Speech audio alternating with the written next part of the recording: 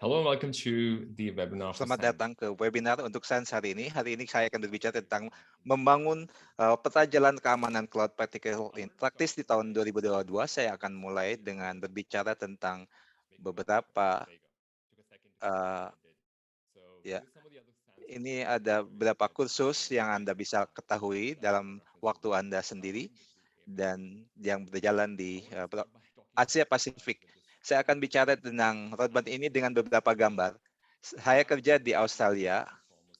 Saya sudah login selama 2 tahun dan ini hari kerja pertama kerja dari rumah dan hari 1095 kerja dari rumah. Setelah 3 tahun saya ada kursi yang bagus untuk punggung saya, ada anjing dan juga mejanya lebih rapi. Ini analogi yang akan kita bicarakan. Jadi begitulah keamanan cloud itu. Kita memulai dengan yang minimum dulu, karena saya dulu kursinya biasa saja, lalu ada satu lampu, sekarang ada 2 lampu. Jadi dimulai dengan yang kecil, ada berharap bahwa webinar ini Anda juga punya pemahaman tentang apa yang Anda pikirkan dari sudut pandang praktis untuk membangun roadmap security cloud dan juga merupakan versi abstrak dari yang kita melakukan dalam hal ini adalah hari ini kursus dari MG25 yang kami miliki dan semoga ini yang bermanfaat pada beberapa konten yang dibagikan dalam webinar hari ini. Slide berikutnya.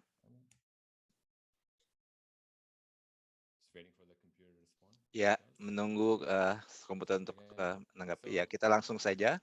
Saya ingin mulai dengan berbicara dengan ini judul buku saya sebenarnya, yaitu keamanan cloud, pemikiran prinsip yang pertama. Kalau Anda yang bukan punya keamanan security, prinsip pengalaman pertama dari keamanan prinsip adalah pertanyaan yang adalah apa yang Anda lindungi, mengapa penting, lalu apa ancaman umum yang Anda temui kalau Anda melindungi sesuatu, dan jika Anda berada dalam posisi untuk melindungi sesuatu, bagaimana Anda melakukan beberapa mengimplementasikan solusi yang mendefinisikan proses yang akan membantu Anda baik menemukan cara untuk mendeteksi setelah dalam ancaman atau menemukan cara ancamannya.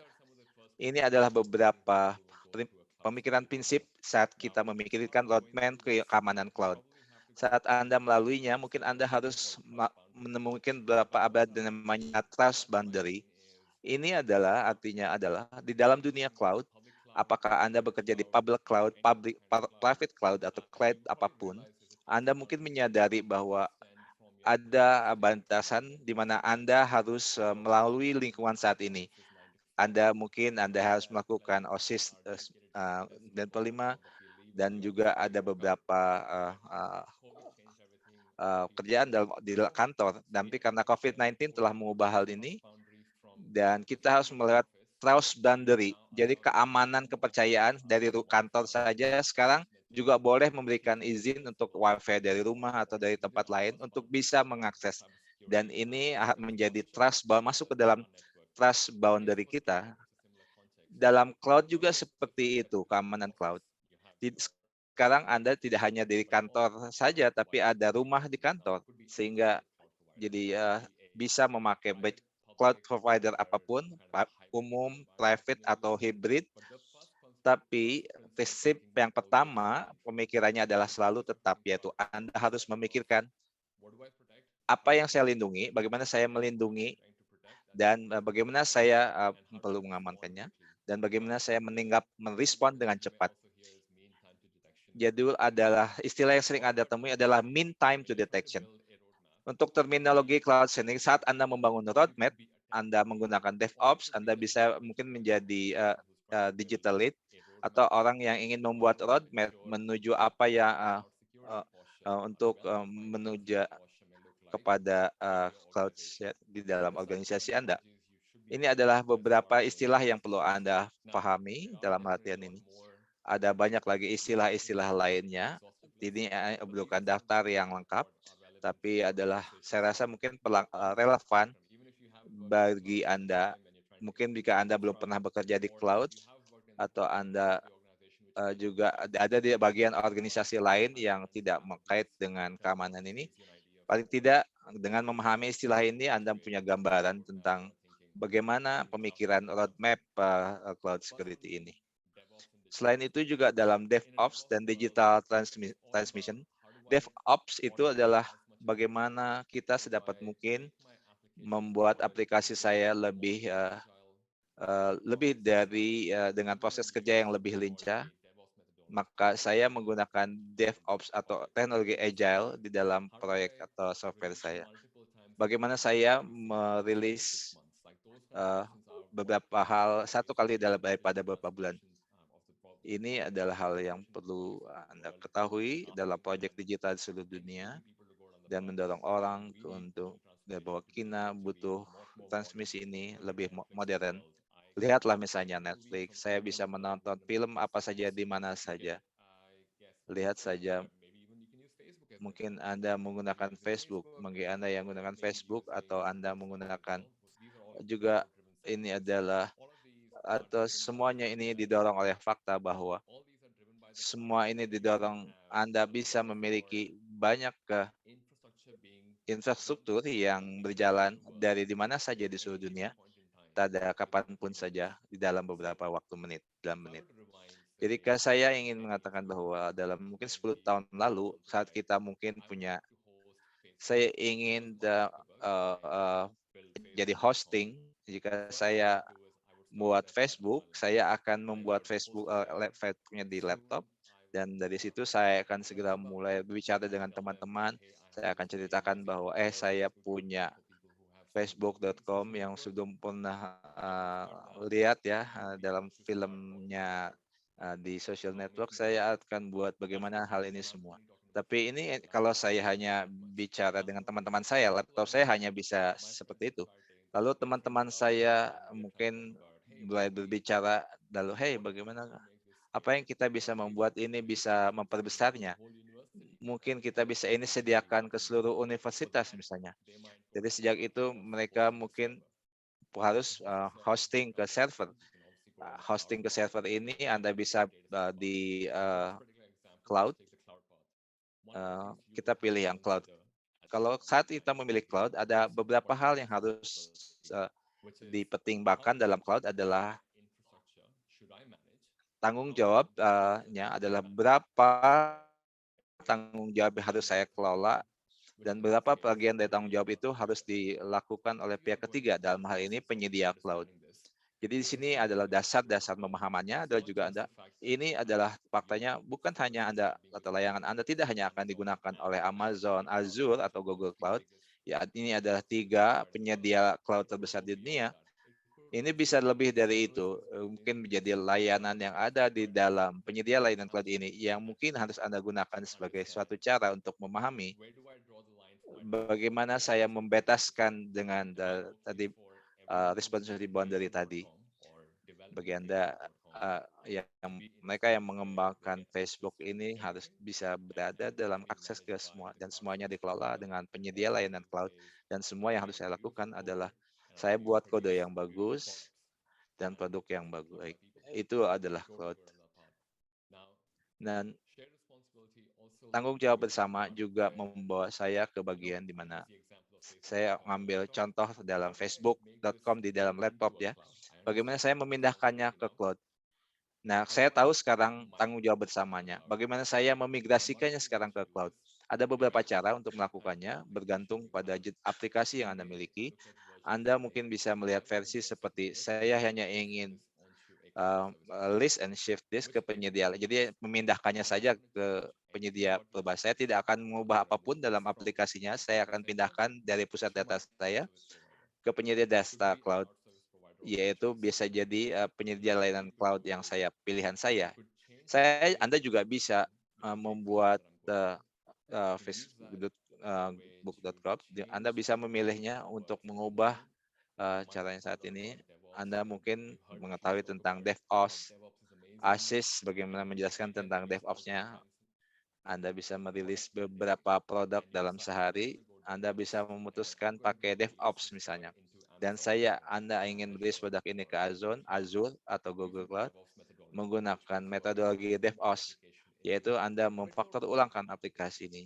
Lebih dari aplikasi yang memungkinkan saya untuk memiliki fleksibilitas untuk merilis dan bagaimana dan memiliki kelincahan dalam membawakan feedback. Dan saat Anda melakukannya, saya misalnya, oke, saya akan memigrasikan menggunakan prinsip DevOps. Saat Anda mengikuti proses ini, Anda harus memikirkan apakah saya menggunakan infrastruktur cloud ini atau apakah saya menggunakan layanan dari cloud. Kalau Anda menggunakan struktur infrastruktur ini, maka Anda tidak harus mempertimbangkan bahwa Anda mungkin harus menginformasikan bagaimana konfigurasi ini akan digunakan oleh penyedia layanan cloud. Dan setelah Anda menyelesaikannya, Anda harus memikirkan semua infrastruktur yang harus saya konfigurasikan, bagaimanakah saya memasukkan aplikasi saya, atau bagaimana saya mengirim aplikasi saya, rilis atau merilis aplikasi saya, atau membuat upload fitur di dalam penyedia layanan cloud ini. Dan sekarang, ini adalah beberapa hal awal yang harus Anda lakukan, dan mengapa itu penting. Saat Anda melakukannya, mungkin Anda menghadapi beberapa hal, mungkin maaf, terlalu maju, ya. Dan Anda akan ada beberapa standar yang mungkin Anda harus Anda mungkin harus memikirkan tentang hal-hal seperti apa kerangka kerja yang saya miliki di dalam organisasi untuk mulai membangun roadmap. Harus saya membuat standar compliance? Haruskah saya membuat standar industri yang mengikuti standar industri yang saya masuki, misalnya minyak dan gas, industri telekomunikasi, listrik, tadi minyak dan gas sudah, lalu bergantung industri yang Anda mungkin punya standar berbeda yang harus Anda ikuti. Saat Anda melakukannya, Anda mungkin mengetahui bahwa tidak semua industri punya kerangka kerja yang bisa Anda gunakan. Tapi untungnya, sebagian besar penyedia layanan cloud ini apa yang disebut Cloud Adoption Framework yang bisa dipakai. Cloud Adoption Framework tersedia untuk semua penyedia layanan cloud seperti Amazon, Google Cloud, serta Microsoft Azure. Penyedia layanan cloud ini semuanya menceritakan dengan caranya sendiri apa yang harus dilakukan untuk memigrasikan layanan Anda ke layanan mereka. Anda bisa menggunakannya sebagai patokan. Saat Anda melakukan proses ini, saat Anda melakukan langkahnya demi langkah tentang bagaimana pemikiran awal yang Anda miliki dalam proses roadmap keamanan cloud Anda memikirkan tentang infrastruktur, Anda berbicara bagaimana Anda memigrasikan sesuatu ke penyedia layanan cloud. Anda juga harus membicarakan tentang produk apa yang Anda masukkan, teknologi apa yang Anda inginkan. Kita jadi sudah bicara tentang apakah Anda standar industri, standar kepatuhan yang harus Anda ikuti misalnya. Satu hal yang juga harus dipertimbangkan adalah karena kita berbicara tentang standar global di sini, Anda mungkin bisa jadi adalah organisasi yang mungkin ingin memiliki data hanya di negara mereka sendiri, atau mungkin organisasi Anda yang ingin data tidak pernah meninggalkan negara Anda atau di kawasan Anda, tempat tinggal Anda, atau di negara bagian Anda atau provinsi Anda. Untuk mempertimbangkan hal ini, Anda harus memberikan penyediakan layanan cloud yang ini. Apakah mereka punya pusat data yang tersedia di kawasan Anda, misalnya? Ada beberapa terminologi seperti data residency, data sovereignty, yaitu data lokasi data di pertanyaan-pertanyaan terkait data itu relevan untuk organisasi yang mungkin punya persyaratan yang ketat untuk mengenai cara bagaimana data disimpan, tidak hanya di organisasi itu. Karena secara teknis, penyedia layanan cloud Anda itu kan pihak ketiga. Kalau Anda berikan data Anda kepada mereka, Anda mungkin harus bekerja dengan pemerintah, organisasi perintah misalnya. Dan Anda punya informasi yang dapat diidentifikasi, nama depan, nama belakang, alamat, mungkin makanan favorit anak saya, atau nama anjing saya, atau tanya jawab untuk pertanyaan untuk password saya, tapi misalnya, ya biasanya orang kadang-kadang menggunakan nama anjingnya sebagai nama pertanyaan untuk memulihkan kata sandi. Jadi apapun itu, kalau Anda jika organisasi Anda harus menangani data pribadi, Anda harus mungkin memikirkan tentang data, keamanan data, dan data sovereignty atau kedaulatan data, di mana data ini akan diproses dan data ini akan berada. Ini adalah beberapa yang mungkin harus Anda pertimbangkan. Terakhir, juga sama pentingnya adalah informasi dasar yang harus Anda pikirkan adalah proses keamanan data, yang kedua adalah domain keamanan data, ada layanan yang mungkin tersedia di setiap layanan. Untuk memberi Jadi seperti yang Anda ketahui, bagi yang kenal dengan Amazon Web Service, di acara tahunan mereka, AWS, mereka mengumumkan mengenai 400 layanan. Betul, 400 layanan baru yang disediakan. Ya, kemungkinan kita tidak menggunakan semuanya, tapi kita bisa gunakan beberapa darinya. Tapi setelah memahami apa layanan yang kita lakukan atau jalani setiap hari, sehari-hari, itu sangat penting bagi perspektif organisasi, terutama kalau Anda memikirkan dari aspek keamanan. Dengan adanya berbagai alasan, misalnya, kalau misalnya Anda menggunakan semuanya kerja hanya virtual machine, maka artinya memiliki kepakaran dalam virtual machine akan sangat penting untuk bisa melindungi tim Anda dan memiliki pemahaman mengenai pemikiran prinsip-prinsip pertama yang saya sebutkan sebelumnya. Apa threat-nya, bagaimana Anda bisa merespon dan juga mengungkung ancaman itu, ya. Jadi inilah hal-hal yang harus Anda pikir. Jadi inilah berbagai terminologi keamanan cloud yang mendasar. Mudah-mudahan setelah Anda memahami apa proses pemikiran yang kita lakukan untuk hal ini, ya. Lalu kita mulai membangun peta jalannya. Saya tidak membahas semuanya, tapi ini adalah suatu pemikiran-pemikiran mendasar.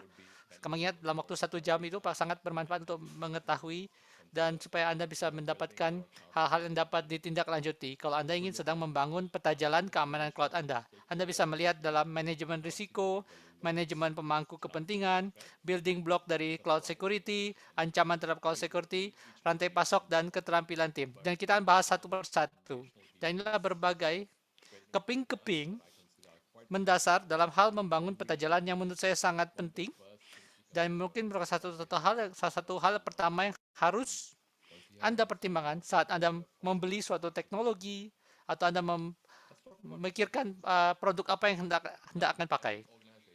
Dan setiap organisasi itu memiliki dan berhadapan dengan risiko yang berbeda. Ada bisa saja risiko dalam hal legal, dan kalau Anda pikir dalam keadaan risiko lainnya. Kalau Anda dalam Asia, ada juga berbagai risiko legal. Misalnya saya tidak ingin, jangan sampai data warga negara saya yang bisa saya gunakan, misalnya di Australia misalnya.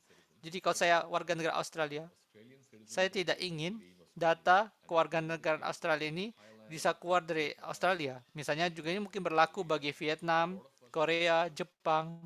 Pastinya setiap dari kita memiliki persyaratan dari negara untuk tidak mengirimkan data kita ke luar negeri ke pihak ketiga.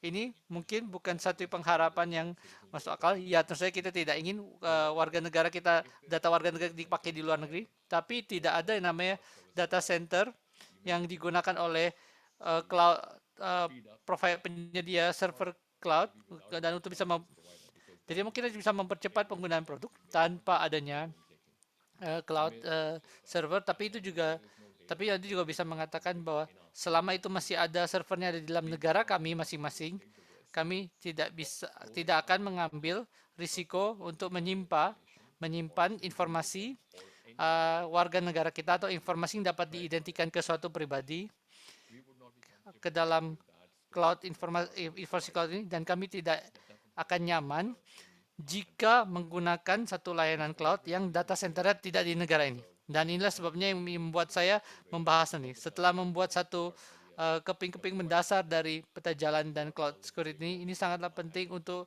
sangat berkaitan dengan building block lainnya untuk bisa membuat satu peta jalan dari cloud security roadmap kita. Jadi, kalau kita harus bicara tentang tanggung jawab bersama, seperti kita katakan tentang lokasi data tadi, tapi juga kita bahas tentang infrastruktur. Siapa yang memiliki infrastruktur. Apakah Anda ingin memiliki infrastruktur tersebut? Mungkin ada saya punya satu infrastrukturnya, atau Anda hanya sekedar ingin mengelola saja aplikasinya. Dalam hal ini Anda bisa melihat satu layanan platform misalnya. Dan opsi ketiga, Anda tidak ingin berhubungan untuk mengelola aplikasi atau infrastrukturnya. Anda hanya ingin mendaftar untuk mendapatkan layanan itu dan bekerja menggunakan aplikasi itu. Jadi berdasarkan pilihan Anda, itu juga bisa mendefinisikan profil risiko yang harus terpapar terhadap organisasi Anda. Dan juga kalau satu organisasi melakukan transformasi digital atau DevOps atau memiliki transformasi yang gesit atau agile, mereka harus melakukan berbagai keputusan. Misalnya dari pucuk pimpinan mengatakan, ke depannya kita berpikir bahwa semua produk baru itu akan digunakan menggunakan layanan software atau SaaS software atau menggunakan platform atau layanan platform atau menggunakan infrastruktur sebagai layanannya, atau kita hanya sekedar tidak lagi menggunakan semua aplikasi kita gunakan dan kita akan memindahkan semuanya ke cloud. Itulah berbagai hal keputusan awal yang harus dipertimbangkan saat kita membangun manajemen risiko dan profil risiko kita. Saat Anda membuat misalnya address profile ini adalah misalnya berapa biaya untuk pindah ke cloud. Itu akan Anda mampu, setelah Anda tahu informasinya, Anda bisa memberitahu kepada pucuk pimpinannya. Misalnya kita bisa mengatakan, kita tidak bisa menggunakan cloud, karena data center mereka tidak di negara ini sendiri, misalnya. Dan inilah berbagai informasi, di mana Anda bisa menggarisbawahi mana risiko yang tidak akan Anda lewati ya, atau tidak akan Anda tempuh gitu. Atau apakah Anda ingin menggunakan layanan SaaS atau pengembangan lewat software, atau Anda menggunakan AS atau sebagainya. Jadi Anda sebagai organisasi bisa mengatakan, ya kita nyaman menggunakan pindah ke cloud kalau Anda bisa mau melakukannya, dan kita juga memahami bahwa inilah risiko yang mungkin harus kita tanggung bersama dengan layanan cloud tadi. Salah satu tanggung jawab bersama dengan penyedia cloud ini adalah tentang tadi, seperti kan ada beberapa persyaratan yang spesifik khusus untuk satu industri, misalnya PCI untuk kartu kredit, atau bisa juga untuk informasi sensitif Anda bagikan, atau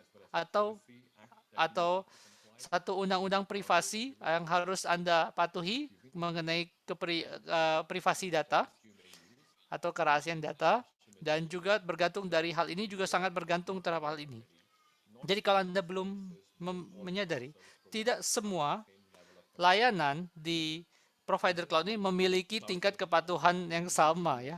Jadi pasti akan ada berbagai tingkatan kepatuhan yang sudah dimiliki penyedia layanan cloud, tapi kadang-kadang mereka hanya bisa memilih untuk memiliki beberapa layanan khusus tertentu, di mana mereka memiliki standar yang tertentu yang mereka patuhi. Misalnya beberapa layanan umum seperti virtual machine, mereka cenderung memiliki sertifikat umum seperti ISO 70001, DCI, dan semua layanan ini sudah disetujui dan patuh menurut perspektif klien. Jadi kalau Anda ingin menanggung misalnya beban kerja dengan menggunakan PCI dan sebagainya dan memindahkan itu ke cloud, Anda harus mempertimbangkan bahwa oke, saya mungkin akan menggunakan layanan yang harus patuh dengan standar PCI dengan menggunakan penyedia layanan ini, karena ini adalah bagian dari tanggung jawab bersama. Jadi layanan ini akan digunakan oleh cloud provider saya, tapi bagian dari untuk PCI itu sudah diurus oleh mereka, sedangkan bagian tentang risiko yang sebelah menjamin keprivasian itu diurus oleh kita. Jadi kita tahu mana yang kita kelola dan setiap persyaratan infrastrukturnya, dan karena kita menggunakan layanan cloud itu sudah dipatuhi juga oleh mereka standarnya. Dan jadi salah satu bagian lainnya adalah bagaimana kita memahami tentang risiko dari rantai pasok. Karena kita mengingat kita menggunakan pihak ketiga atau layanan dari SaaS, maka mungkin dari pucuk pimpinan Anda kita menggunakan SaaS. Jadi mungkin saya bisa menggunakan IaaS, PaaS, atau Anda juga melakukan tidak menggunakan aplikasi lama atau menggunakan SaaS. Itulah itu antara dua itu pilihan di strategi yang bisa digunakan oleh perusahaan. Jadi Anda ingin membuka satu risiko melihat apakah pihak ketiga itu sudah patuh dengan standar atau risiko dari layanan pihak ketiga atau tidak. Nah, itu bergantung dari service level agreement-nya. Berapa misalnya tingkat kepatuhan dari yang dimiliki oleh dan juga ada berbagai kemungkinan yang cukup kecil bahwa adanya penyedia layanan cloud itu mengalami down ya. Dan saya tidak tahu seberapa banyak orang yang cukup terkejut ya, tapi ketiga penyedia layanan cloud utama tiga-tiganya memiliki kerentanan tahun lalu, tahun 2021, dan setidaknya dua dari mereka, Google dan AWS, pernah mengalami down, dan Microsoft saya pernah mengalami down juga.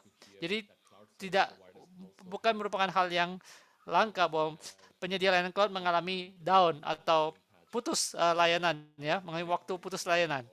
Jadi dan itu sama pula dengan berbagai organisasi yang telah pihak ketiga yang telah Anda kerjasamakan. Jadi harus memahami tentang risiko yang ada. Sebagai bagian dari risiko bekerja dengan penyedia layanan cloud ini dan juga dalam perspektif dari bisnis kerjasama bisnis Anda.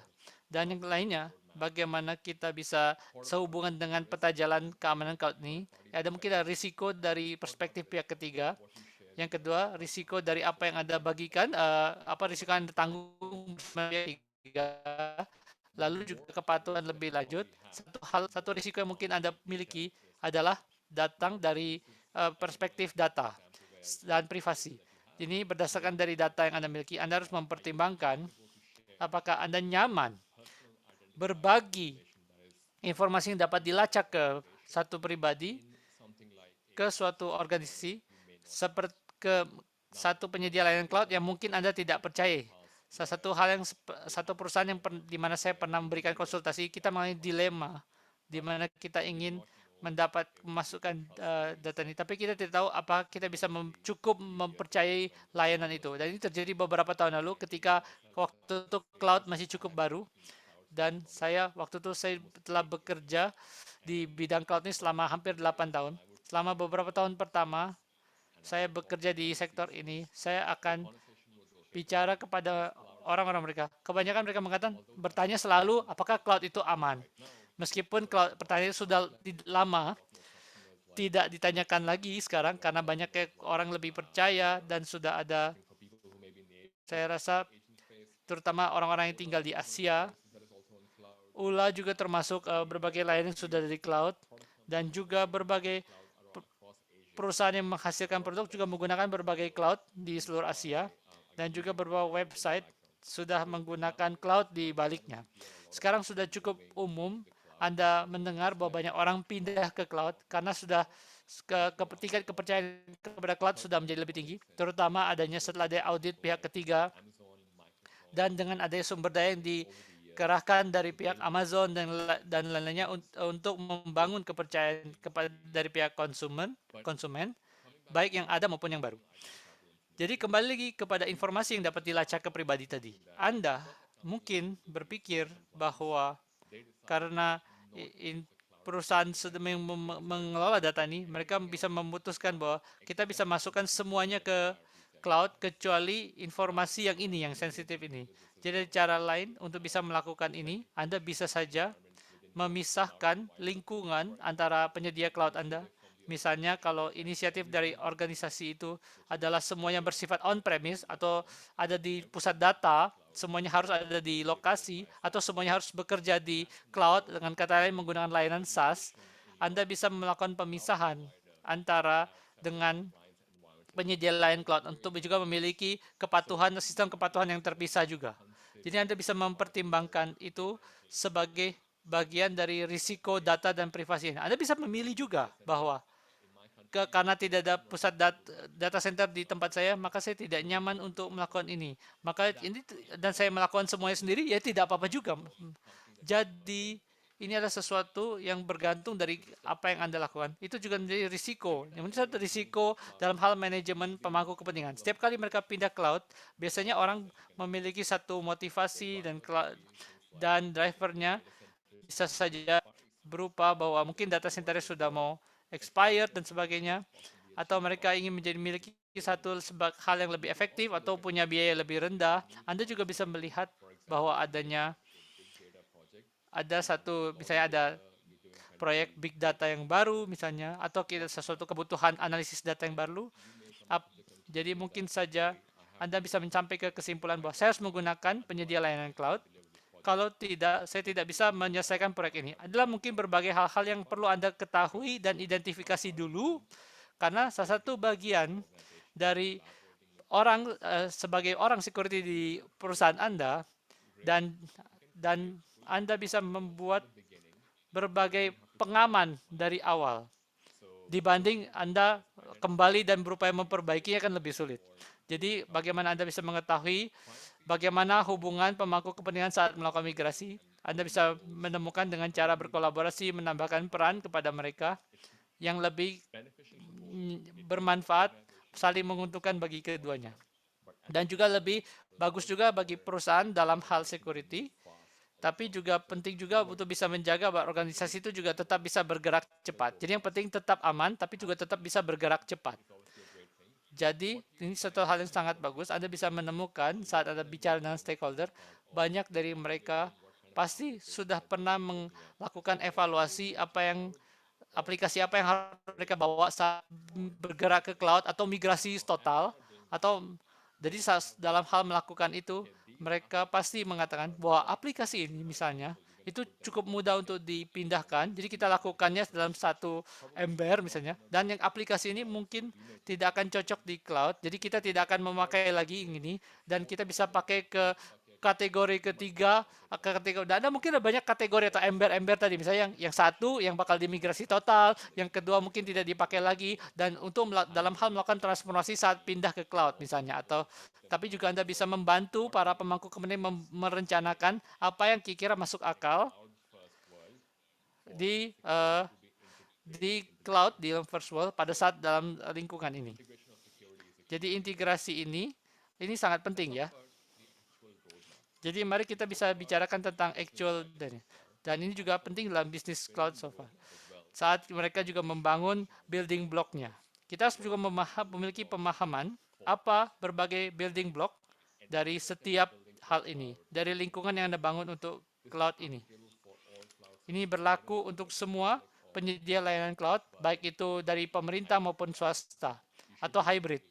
Anda harus bisa menggunakan ini untuk membantu membangun peta jalan efektif yang Anda bisa pakai. Identity and access management. Yang pertama dari akses management. Adalah manajemen identitas dan akses. Ini adalah hal yang utama dalam ruang cloud. Sebagian besar serangan faktor atau ancaman dari cloud, Anda misalnya meninggalkan kunci akses untuk AWS Anda, untuk GitHub, yaitu tempat penyimpanan source code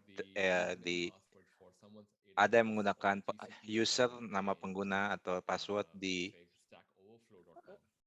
Slack misalnya. Yang muncul dari Google juga adalah mereka memberikan izin lebih banyak ke beberapa peran di dalam lingkungan GCP. Ada beberapa contoh bagaimana identitas itu disalahgunakan sebagai cara untuk agar menjadi kerentanan yang terekspos ke publik misalnya. Dan ini menekankan pentingnya tentang identitas. Kalau Anda punya akses ke identitas lainnya dari penyedia layanan cloud, ini artinya Anda mempunyai akses ke semuanya. Anda tidak mesti perlu laptop kerja saja. Karena di kantor saya terlindungi, karena di kantor saya masuk. Dan ini ada mesin fisik dan saya punya kabel LAN yang harus saya masukkan dan harus terkonek ke Wi-Fi sebelum saya bisa mengakses sumber daya di komputer. Cloud itu tidak seperti itu. Dalam cloud, saya bisa laptop dari rumah, di rumah saya, atau mungkin bahkan di di tengah-tengah Maladewa, Pulau Maladewa, sedang berliburan di Pulau Maladewa, menikmati lingkungan cloud. Saya hanya perlu laptop, saya memiliki cuman ada URL dari penyedia cloud saya tinggal login. Tidak ada batasan. Seperti yang saya sampaikan, jadi ini adalah tentang tanggung jawab bersama. Siapa saja orang yang bisa mengakses di internet, di mana saja bisa mengakses, kecuali Anda punya penjaga atau memberikan wewenang kepada apa saja yang bisa diubah dalam penyedia layanan cloud. Itulah mengapa identitas ini sangat penting. Ada beberapa pertanyaan yang harus Anda ajukan dalam hal melakukannya. Karena ada beberapa jenis identitas yang Anda punya di Boutique Cloud.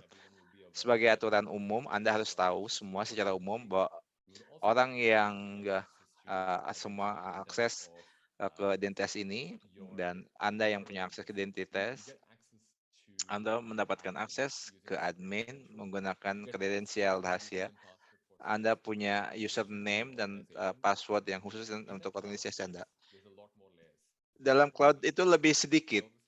Ini berarti bahwa Anda punya identitas ke cloud, tapi bergantung pada menyediakan layanan cloud Anda hanya punya akses yang hanya bisa digunakan di penyedia layanan cloud itu saja. Yang juga staff itu bisa dibuat oleh staff juga buat. Saat Anda harus memahami tentang penyedia layanan Anda cloud yang Anda gunakan. Selain berikutnya adalah API.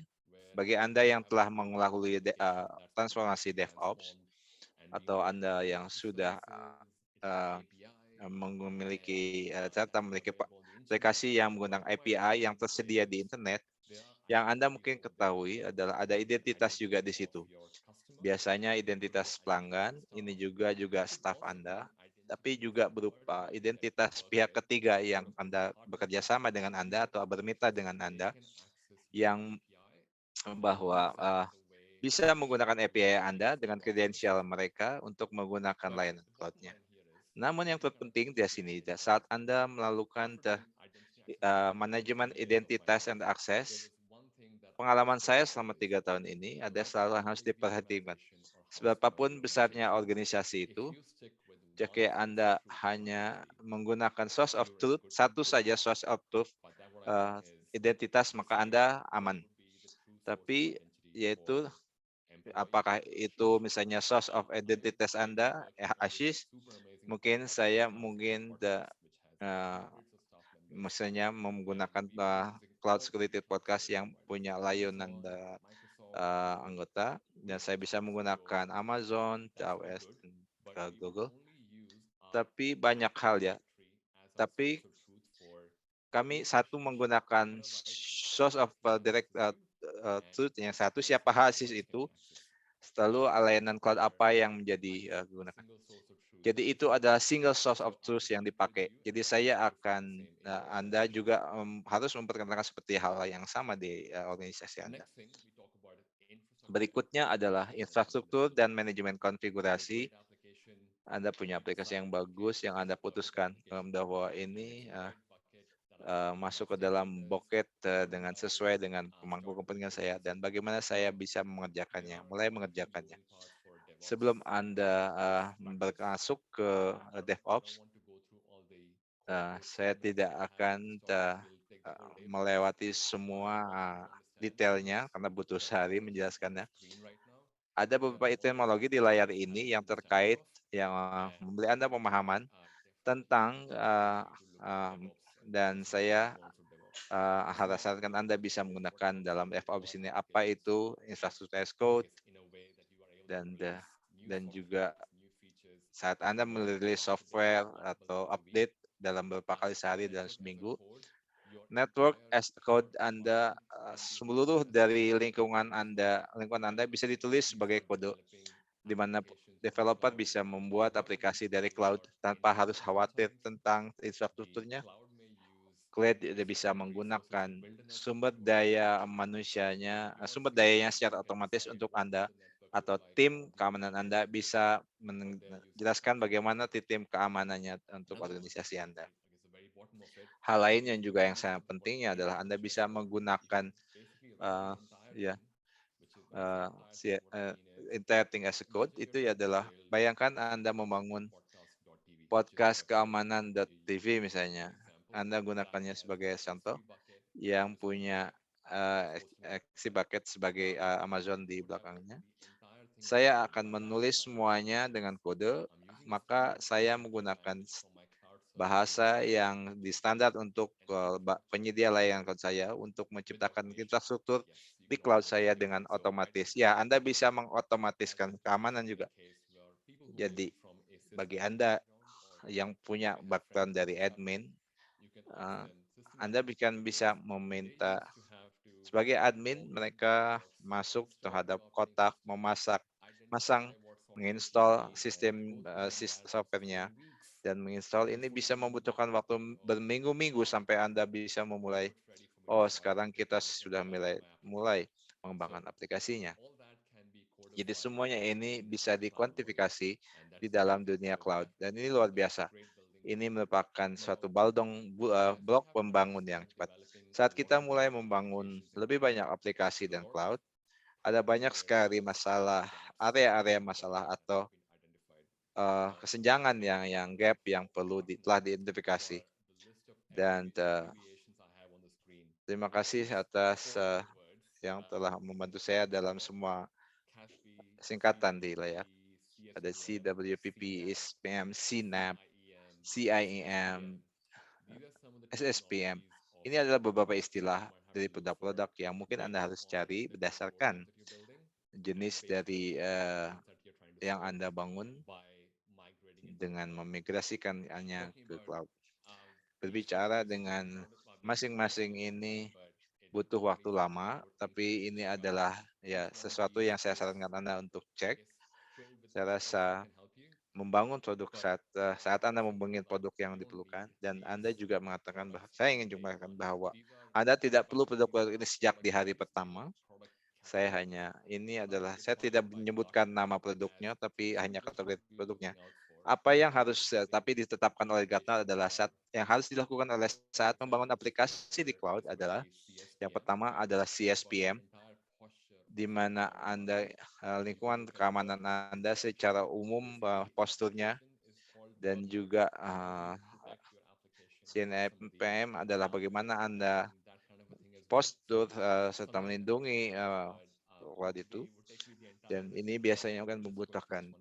Dan sampai akhir nanti saya akan membahas tentang hal ini. Jadi silakan Anda cek aplikasi-aplikasi ini. Dan mungkin ada hal yang sesuai dengan skala yang penggunaan yang Anda lakukan saat ini. Ya paling tidak Anda harus memahami. Jadi saat Anda memperbesarnya, paling tidak Anda harus tahu apa jenis aplikasi yang harus Anda dapatkan. Ya, ini juga akan membawa saya ke multi-cloud.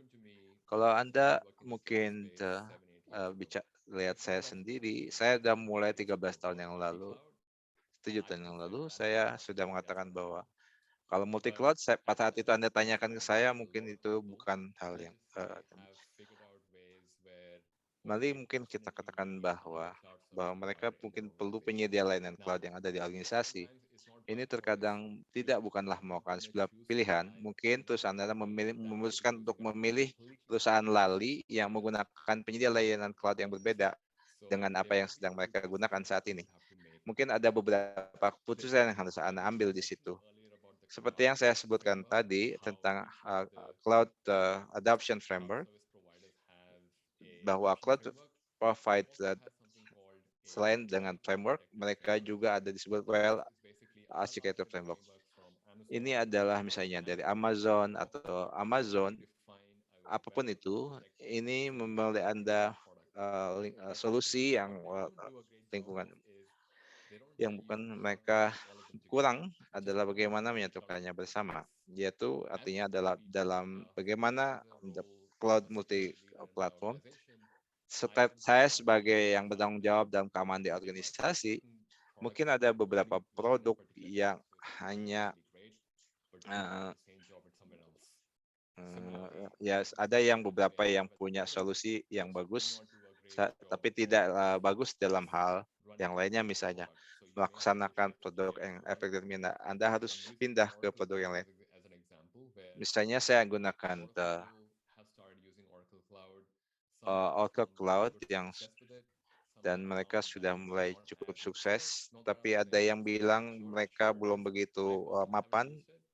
Saya pribadi belum melakukannya, tapi kalau Anda ingin memperkenalkan hal ini atau melalui proses ini. Satu hal yang harus Anda perhatikan saat menggunakan multi cloud adalah memiliki sampling baseline yang sederhana yang mungkin Anda bekerja di rumah. Compliance atau kepatuhan adalah ini satu yang harus Anda miliki. Intinya adalah bahwa kalau Anda membuat template yang standar untuk Anda, maka Anda harus pahami adalah misalnya saya ingin Anda encrypsi saya ya apapun cloud-nya. Ini bisa menjadi template baseline Anda. Satu hal yang jadi bagian dari template baseline adalah fakta bahwa Anda hanya membutuhkan untuk mengoperasikan di wilayah di tempat Anda ditugaskan. Saya ingin misalnya data saya diproses yang ada dari Jepang atau India atau Jepang, Thailand. Jadi bergantung yang Anda putuskan, Anda bisa mendorong template baseline Anda ke arah tersebut. Jadi saat Anda membuat roadmap, pikirkan tentang multi cloud-nya. Saya tidak akan mendorong atau mengontrol kebijakan besarkan layanan penyediaan layanan cloud yang Anda harapkan. Jadi saya rasa itu yang harus kita petik penting. Anda mungkin harus menggunakan hal keamanan. Saya ingin keamanan di mana saja. Saya ingin memastikan bahwa ini tidak begitu banyak di mana orang bisa melakukan banyak hal. Dan saya ingin memastikan bahwa identitas saya adalah satu source of truth dan hal yang sehat yang perlu Anda lakukan adalah dalam hal postur cloud security, yaitu ini harus yang Anda gunakan sebagai baseline Anda dan tidak pada fitur setiap masing-masing fitur dari layanan penyedia cloud itu. Yang harus juga dipertimbangkan di sini adalah Anda harus tentang penyimpan datanya. Anda harus menanyakan kepada organisasi Anda apakah AS first. Juga Anda harus memperhatikan persyaratan tertentu yang harus diikuti sebagai bagian dari industri ini dan memahami apa data yang Anda ingin merasa nyaman untuk proses dalam cloud Anda ke depannya. Ini adalah beberapa indikator. Saat Anda memiliki data center, modeling and Jadi understand. Anda harus mesti melakukan melihat berbagai link, misalnya Anda melihat dan harus meneliti lebih lanjut aplikasi itu, dan mungkin bagi orang-orang yang sudah tahu tentang OWASP yang merupakan berbagai Open WASP Application Project, ini adalah satu komunitas yang sifatnya bebas dan setiap tahun atau sekitar setahun mereka memberikan 10 kerentanan teratas yang mereka temukan dalam aplikasi. Mereka belum melakukan update tahun 2021. Kalau Anda melihat di screenshot-nya, ada beberapa dari mereka, bahkan yang paling pertama, yaitu dalam hal broken access control, dan yang kelima, dalam hal miskonfigurasi keamanan, dan termasuk desain yang tidak aman, insecure design, yang keempat. Ada juga yang nomor 7, dan juga ke-6 dan ke-10. Setidaknya, Anda lihat dari semua 5 dari 10 ini terkait dengan cloud. Dan kita bisa melihat bahwa melihat adopsi cloud itu makin meningkat, ada banyak dari kerentanan lebih berfokus pada cloud. Jadi sangat penting juga untuk memahami ancaman dari perspektif itu. Anda juga bisa melihat 10 kerentanan teratas di OWASP tahun 2021, atau Anda bisa melihat di Matrix Cloud untuk MITRE ATT&CK. Untuk bagi orang yang belum tahu tentang MITRE ATT&CK ini, mereka bicara tentang yang mereka disebut dengan kill chain, atau bagaimana peretas atau hackers mengakses. Mungkin Misalnya kita bisa gunakan contoh Capital One yang merupakan hacking di cloud yang terbaru. Kalau Anda sudah melihat dalam dokumentasi pengadilan antara mantan karyawan Amazon yang didakwa, Anda bisa melihat bagaimana dia bisa mendapat akses ke data Capital One berdasarkan pemahaman terhadap lingkungan atau environment yang tadi. Jadi, bagaimana dia bisa masuk ke dalam semua S3 bucket yang mengandung semua informasi di Capital One itu, dan juga mereka mampu menemukan bahwa inilah kill chain yang harus kita hindari atau tanggulangi. Sebagai proses memahami kill chain ini sangatlah penting untuk bisa memikirkan bahwa inilah ancaman yang saya cemaskan bakal terjadi. Dan ingat bahwa kembali ke pemikiran tentang prinsip pertama, kita memikirkan apakah ancaman yang mungkin menuju ke lingkungan cloud saya. Dan jadi juga perlu memiliki misalnya deteksi dan tanggapan terhadap ancaman cloud, sehingga Anda bisa memiliki, dalam deteksi ada memberikan praktik logging dan monitoring, dan juga bagaimana cara mengejawantannya dalam cloud. Jawaban sederhana bisa menggunakan software yang digunakan di cloud, atau kita sebut dengan software yang cloud first, yang memiliki kapabilitas seperti mereka tidak membutuhkan agen untuk bekerja di akun cloud Anda. Dan orang yang sudah mungkin pernah menggarap produk data center security, Anda pernah mendengar apa maknanya dari agent, bagaimana kebanyakan dari kita memiliki laptop di tempat kerja yang memiliki agen-agen untuk melindungi laptop dari virus dan ancaman lainnya. Tapi kalau Anda ingin mendapatkan solusi dari cloud dalam perspektif deteksi dan respons, saya menyarankan untuk mencari solusi yang lebih native atau lebih cloud first, dan sehingga Anda tidak membutuhkan banyak penyesuaian untuk bisa menggunakannya di cloud Anda. Dan juga, tapi itu bukan merupakan solusi dangkal ya untuk apa yang seharusnya memang untuk diperuntukkan untuk cloud. Dan nanti pasal ini cukup menarik ya, karena mengingat Anda bisa bicara aplikasi, secara umum aplikasinya pasti bekerjasama dengan penyedia pihak ketiga. Misalnya kalau bisa bekerja dengan mitra Anda atau layanan yang Anda pakai ini disediakan pihak ketiga, ada mungkin mengembangkannya dan menandatangani pihak ketiga, perjanjian dengan pihak ketiga untuk menggunakannya. Tapi banyak dari organisasi pasti memiliki data yang digunakan oleh mereka, digunakan untuk riset dan data oleh perusahaan lain. Dan ada juga berbagai pertukaran data. Misalnya kita sedang berupaya membangun satu analisis traffic yang cukup efektif menggunakan software. Tapi untuk melakukan ini kita perlu mengakses terlalu banyak data. Dan mungkin Anda membutuhkan mitra pihak ketiga bagaimana menganalisis semua data traffic yang sudah ada, baik di website yang ada di website saya atau di aplikasi lainnya. Ini juga menjadi salah satu pertimbangan dalam hal rantai pasok pihak ketiga ini. Misalnya bagaimana, kalau untuk mencari contoh bagaimana rantai pasok itu memburuk, kita tidak perlu jauh-jauh, ada contoh dari perusahaan namanya Cambridge Analytica. Ini juga adalah perusahaan yang merupakan penyedia layanan kepada vendor, kepada Facebook, karena mereka telah menggunakan data untuk mempengaruhi atau menyalahgunakan data untuk mempengaruhi hasil pemilihan umum. Dan ini juga menyoroti kenapa Facebook sampai kena masalah karena aktivitas Cambridge Analytica ini, tapi juga merupakan satu pengingat untuk bisa memiliki semacam standar kepatuhan yang harus dipatuhi penyedia rantai pasok dan aplikasi Anda.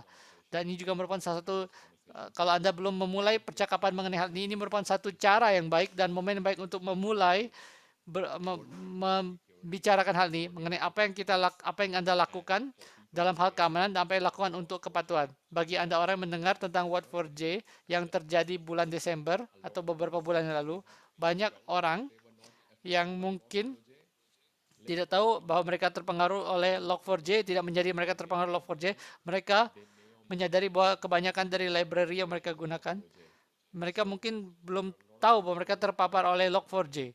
Dan banyak orang yang bertanya, bertanya kepada supply chain, kenapa, atau mereka belum pernah berkontak kepada rantai pasoknya.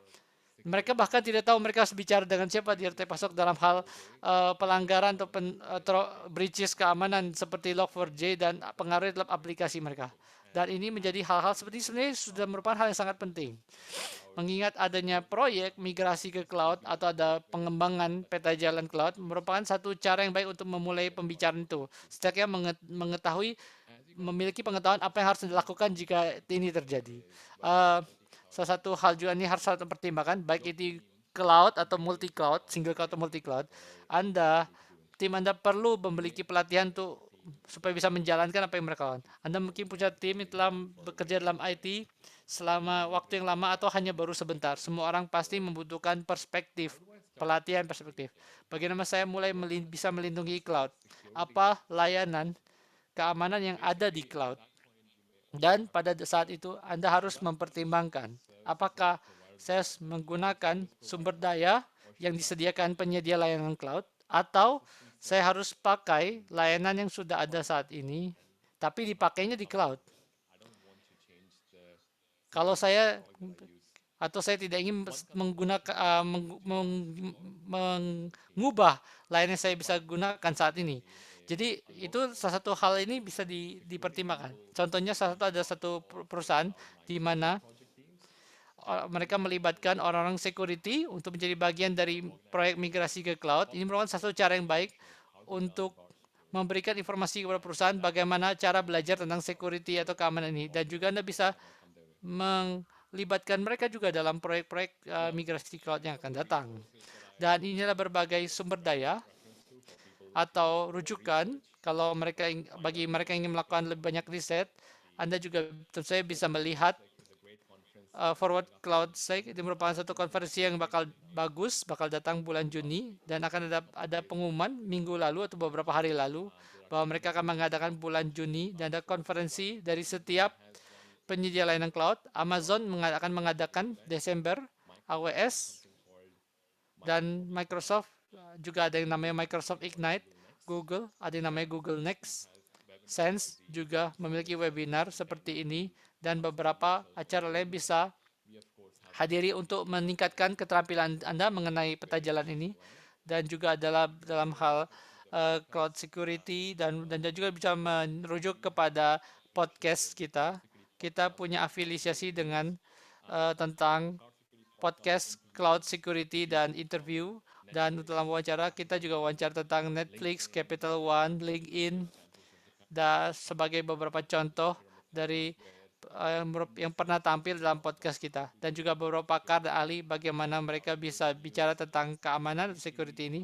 Dan Cloud Security merupakan podcast berita mingguan mengenai beberapa berita apa yang perlu Anda ketahui mengenai di sektor keamanan cloud ini. Dan saya juga menyebutkan tentang kerangka kerja adopsi cloud yang diberikan oleh masing-masing penyedia layanan cloud, dan juga berbagai dan saya rasa juga Alibaba juga punya satu. Mereka pasti punya kerangka kerja adopsi cloud, dan saya akan beritahukan kepada Anda juga. Inilah berbagai sumber daya yang bisa Anda gunakan. Kira-kira itu yang ingin saya bahas. Mudah-mudahan semuanya mengalami sesi yang cukup informatif. Dan sekarang saya ingin menjawab pertanyaan jika ada yang mau ditanyakan. Saya rasa ada pertanyaan. Saya dengan senang hati menjawab pertanyaan di sini. Ada pertanyaan dari Melvin Chi. Boleh beli saran bagaimana melindungi data saya jika saya bermigrasi dari on-premise ke SaaS? Apakah Kasbi akan mampu melindungi, yaitu mencegah dan mendeteksi kebocoran data karena miskonfigurasi di SaaS? Ini pertanyaan sangat bagus. Jawaban singkatnya adalah, cara saya bisa melihat Kasbi, memandang Kasbi ini adalah ini merupakan proxy yang diglorifikasi. Anda bisa melihat sumber daya apa yang diakses oleh organisasi Anda, karena orang-orang jika mereka ingin menemukan adanya shadow ID, Anda bisa menggunakannya untuk mengidentifikasi apakah adanya cloud service provider yang terdeteksi. Kalau dalam hal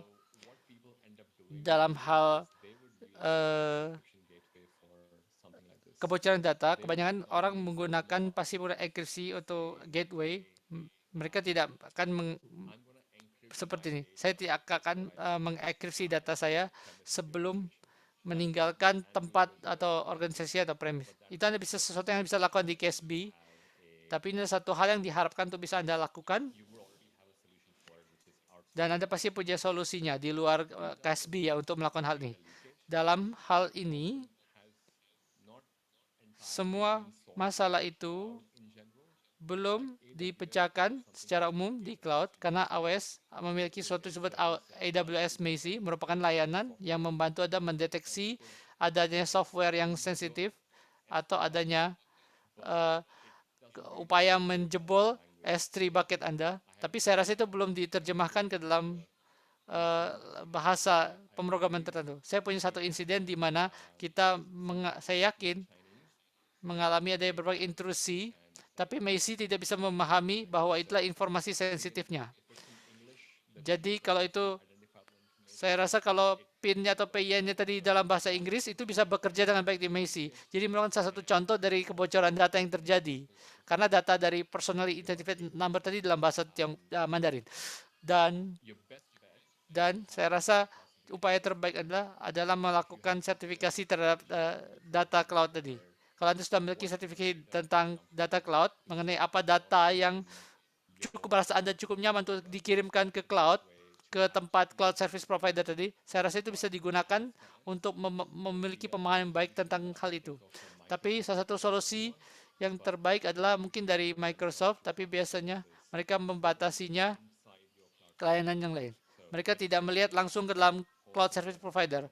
Jadi saya rasa itu yang dari saya. Mudah-mudahan bisa menjawab pertanyaan kepada Anda. Dan ada pertanyaan dari WinU. Apakah ada template checklist untuk bisa mengakses keamanan cyber di CSP sebelum kita bermigrasi cloud? Itu juga pertanyaan yang sangat bagus. Banyak dari penyedia layanan cloud itu biasanya menggunakan standar yang patuh tadi untuk menilai atau mengakses keamanannya. Anda juga bisa melakukan pen test, berdasarkan laporan pen test. Jadi saat Anda menggunakan pihak ketiga, Anda bisa meminta sertifikasi mereka patuh. Mereka bisa meminta laporan pen test-nya, pen test report, dan sering juga kebanyakan provider memberikan kebanyakan yang dikatakan mereka mulai memberikan compliance sertifikasi langsung dari software itu sendiri. Tapi itu bisa jadi satu cara. Tapi saya biasanya menggunakan orang lain di industri untuk bertanya apakah mereka nyaman untuk menggunakannya. Saya sampai tahapan tertentu, cloud dan juga cloud service provider itu, mereka masih cukup baik dalam hal keamanan. Tapi berdasarkan dari cara Anda mengkonfigurasi lingkungan dalam environment dan di cloud Anda, itu akan menentukan juga. Ini saya bahas tadi dalam tanggung jawab bersama. Karena sebagai orang yang menaruh aplikasi di sana, Anda juga bertanggung jawab terhadap keamanan Anda sendiri. Karena Anda bisa mengatakan di kontrak bahwa Amazon, Google, dan Microsoft, kalau ada kebocoran dari sisi mereka, Anda akan mendapatkan kompensasi untuk integritasnya, untuk integriti datanya. Tapi belum ada kasus sampai sejauh ini di mana cloud service provider bisa secara langsung menyalahgunakan layanan mereka. Mereka punya, saya ada berbagai kasus di mana ada mantan karyawan dari CSP, di mana salah satunya beraksi dalam kasus Capital One, tapi mudah itu bisa menjawab pertanyaan dari Rene. Saya juga ingin mengetahui apakah ada kesempatan magang untuk siswa seperti saya, terutama dalam cloud dan cyber security. Kalau bisa disebutkan, ada beberapa.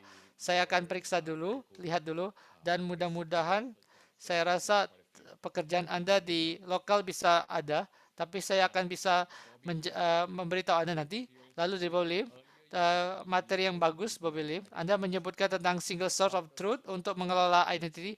Bagaimana ini bekerja dengan ID yang mendapatkan privilege di organisasi? Apakah membutuhkan berbagai wujud orkestrasi ya? Pertanyaan bagus, bergantung dari bagaimana organisasinya berhubungan dengan privilege ID. Anda bisa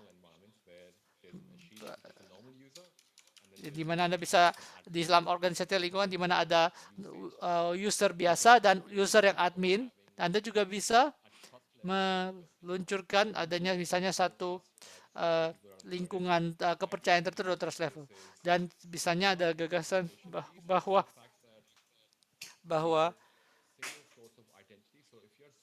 ini kalau ini merupakan single source identity, misalnya Anda memiliki akses kepada AWS dan sebagainya, Anda memberikan satu single sign on, dan kadang-kadang bisa saja apa standar industri yang ada untuk mengejawantakan atau akses kredensial tadi, atau apakah mereka bisa mengautentikasi ID itu untuk ke dalam layanan cloud tadi, atau apakah itu mengautentikasi masing-masing dari cloud service provider tadi. Bisa saja menggunakan standar industri SS atau SSKML, atau untuk bisa menggunakan single source of truth tadi ke dalam aplikasi tadi. Ada satu pertanyaan lagi dari Pak Panch. Apa rekomendasinya untuk melakukan transisi sebagai strategi S-Code dari mode tradisional dalam mengelola infrastruktur, kebijakan, dan keamanan? Terutama ini datang dari standpoint hybrid dan multi-cloud, di mana banyak sekali opsi multiple S-code itu ada dan pengambil keputusan cukup menantang bagi para praktisinya. Ini satu pertanyaan bagus juga, dan ini adalah pilihan bagi development untuk bisa memilih bahasa yang mereka pakai, dan saya rasa tidak ada satu solusi yang bisa berlaku untuk semuanya. Akan tetapi apa yang kita sering temukan adalah kalau Anda memiliki kebijakan standar untuk satu keamanan, maka mengingat S-code itu menjadi makin sering ditemukan, dan di beberapa organisasi yang di mana saya bekerja sama dengan mereka mengembangkan security berdasarkan satu baseline. Jadi Anda bisa membuat satu template untuk encryption ini seharusnya seperti apa. Tidak peduli cloud-nya seperti apa, harus seperti ini. Dan juga satu capability ini harus dijadikan satu core, itu adalah harus memiliki skill set yang tepat dalam tim Anda untuk bisa mencapai itu. Dan yang kedua, Anda harus memiliki lingkungan yang tepat untuk memfasilitasinya. Yang maksud saya adalah, misalnya kalau Anda memiliki anggota tim yang piawai atau terampil, tapi mereka tidak memiliki cara untuk mengotomasikan sesuatu itu bisa menjadi satu tantangan. Tapi dari tata kelola saya menemukan bahwa memiliki template itulah cara terbaik untuk bisa membatasi atau menjaga jalur mereka. Ada pertanyaan lain? Apakah pandangan tentang efek dari cloud security terutama menggunakan FIDO atau MFA? Terus MFA multi factor authentication itu sangat bagus sekali. Tolong dilakukan MFA, terutama di hal-hal yang menurut Anda harus dilakukan. Dan juga ada tadi bagaimana pendekatan terhadap klasifikasi data di cloud, dan sampai ke detail mana Anda bisa menjaga itu. Saya biasanya membuatnya cukup sederhana. Yang pertama konfidensial, satu rahasia, konfidensial, dan umum. Anda bisa mulai dari 3.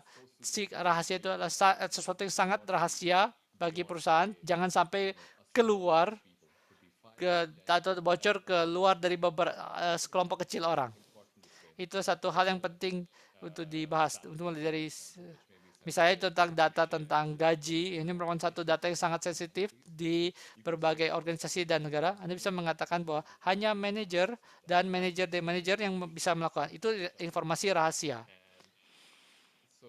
It could also be things like Ini juga bisa seperti kalau organisasi Anda ingin membeli perusahaan lain. Ini kan confidential, rahasia. Anda bisa cerita ke semua di organisasi, tapi organisasi itu hanya harus dibagikan di organisasi itu saja, tidak ke berita atau ke pers atau ke wartawan. Itu contoh confidential. Untuk publik atau umum, kalau Anda punya informasi publik ke website, semua yang ada di situ adalah untuk publik. Jadi ini adalah 3 cara untuk gerbang, yaitu klasifikasi dalam mengklasifikasi data Anda, ya. Baik, pertanyaan berikutnya. Ini dari Atulufa, bagaimana cara menggunakan untuk menggunakan cloud? Ya, menurut saya Atulufa, apakah Anda menyarankan platform pihak ketiga untuk mengelola deployment cloud. Ya, ada benchmark CIS benchmark yang biasanya digunakan sebagai baseline karena sebelum Anda ada beberapa hal yang bisa Anda gunakan. Kalau Anda memiliki keterampilan keterampilan yang cukup, Anda bisa melakukannya. Ini adalah alat bantu yang akan membantu Anda karena jika skalanya besar. Kalau lingkungan cloud Anda kecil, mungkin Anda di awalnya tidak perlu pihak ketiga. Mungkin Anda hanya perlu skill set, keterampilan tertentu saja ya dalam tim Anda. Itu saran saya saat ini. Mungkin di atas itu Anda membutuhkan diskusi dan pemahaman lain. Apakah ada standar cloud yang direkomendasikan? Iya, jadi ada benchmark VIS, ada VIS benchmark dari bagi penyedia cloud, ada sesuatu juga yang disebut Cloud Security Alliance, yaitu badan independen yang memproduksi laporan keamanan setiap tahun dan juga ada dan merilis standar assessment dan disebut SCAR atau Cloud Agnostic yang bisa digunakan secara standar. Jadi kalau Anda memikirkan satu cloud tertentu dan melihat Cloud Adaption Framework atau juga Well Architected Framework juga bagus, Anda bisa melihat secara online, meninjaunya. Mereka punya YouTube channel dan berbagai contohnya. Anda bisa juga melihatnya menggunakannya untuk berbagai penggunaan yang berbeda. Lole, bagi DevSecOps and Privacy by Design, apa komponen yang harus dipertimbangkan dari sudut pandang life cycle application? Ya, dalam hal application life cycle, Anda bisa melihat kalau pertanyaan Anda secara khusus terkait dengan tooling, Anda bisa melihat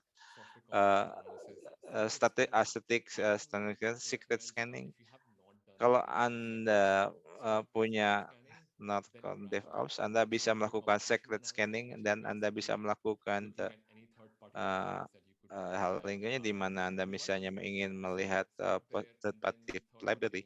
Yang ketiganya adalah Secure Computer Analysis, yaitu misalnya jika Anda perusahaan Anda melakukan pentest tahunan atau apapun pentest yang Anda lakukan, ini bisa jadi awal. Ini adalah beberapa komponen bergerak dari sudut pandang DevOps, sudut pandang dan bagaimana developer. Anda membangun program keamanan cloud yang bisa membantu Anda secara bekerja yang secara efektif dengan developer.